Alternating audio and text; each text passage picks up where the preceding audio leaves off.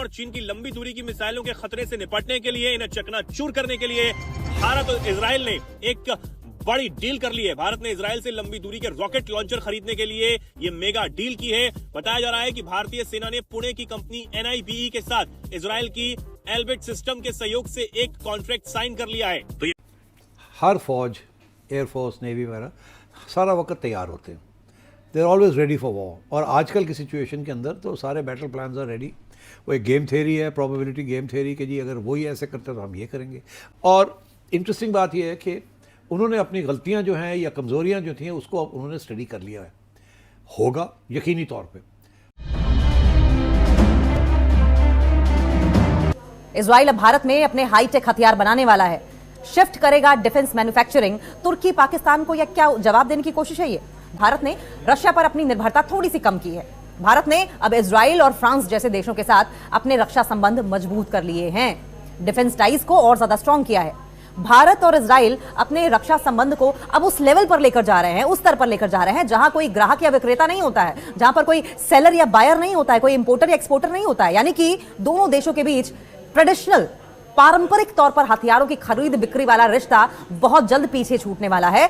Operation सिंदूर के दौरान पाकिस्तान ने दिल्ली को निशाना बनाने के लिए फतेह 2 मिसाइल दागी थी, जिसे भारत के बराक 8 एयर डिफेंस सिस्टम ने हरियाणा में सिरसा के ऊपर इंटरसेप्ट कर लिया था। लेकिन फतेह 2 के इस्तेमाल के बाद साफ हो गया है। इसीलिए पाकिस्तान की फतेह 2 जैसी मिसाइलों और चीन की लंबी दूरी की मिसाइलों के खतरों से निपटने के लिए भारत ने इजराइल से लंबी दूरी के रॉकेट लॉन्चर खरीदने के लिए मेगा डील किया है।